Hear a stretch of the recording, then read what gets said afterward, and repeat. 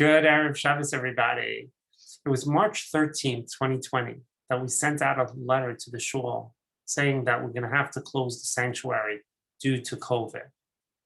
And it's been a whole year, and we're still not back in that sanctuary. I spoke previously in a previous drasha about reflections of the year of COVID. However, I'd like to focus a little bit on what the sanctuary means, the loss of going into the shul itself means to us, where we don't feel the davening, the emotions that people have in their davening around us, where we don't have the kiddush and finding out what's happening in people's lives, where we don't have kids in play groups and kids around the kiddush room to enliven our lives. And so what we had to do is we had to go and make our homes into the shul. And as important as it is, it's not the same. It's not the same as being together within shul, within the community. In this week's parsha, the Torah talks about the carbon yachid. And the carbon yachid is a carbon that's brought by an individual. So how do you do it? How do you designate that animal, this plain animal, to be something so spiritual? So the Tiferes Shlomo points out that it's through our intentions and it's through our actions that we're just able to take this regular animal and turn it into something completely special, something holy. And that's what we have to do for a shul. It's just when it's just a shul, it's just a plain building.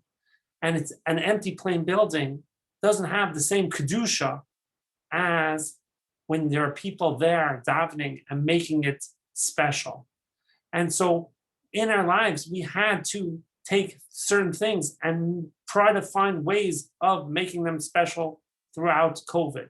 So for instance, we had to use our homes as shuls. So we had to make our homes a little bit more special. It has a lot of kedusha in our homes. It has a lot of holiness. This made it even more special.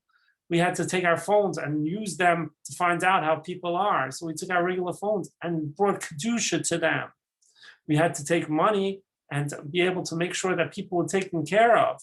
So we'd use their money to make things special.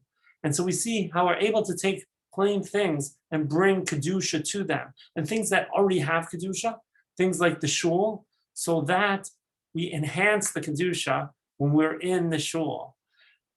I hope that soon we'll be able to have that togetherness again.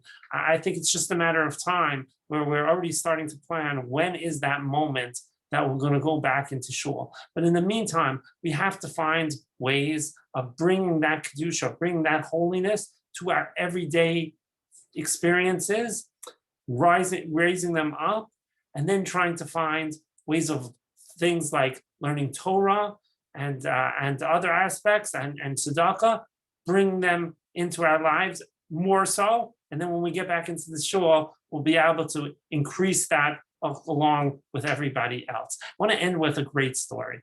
During the beginning of COVID, so it was right before Pesach. So one of the stores was getting, not in West Orange, but a store was getting a lot of requests for food because the people who couldn't afford to pay for Pesach, so they went to the store and they asked if they could, get some whatever extra left over. So the storekeeper went to somebody within the community and he said, look, I'm getting all these requests and I need somebody to, raise money. So this way, when people come in, I'll have money to, items that were purchased, and I could just give it out. So the guy thought it was a great idea. So he went and raised some money. And then by the time he came to give the money, there was so many more people who needed food.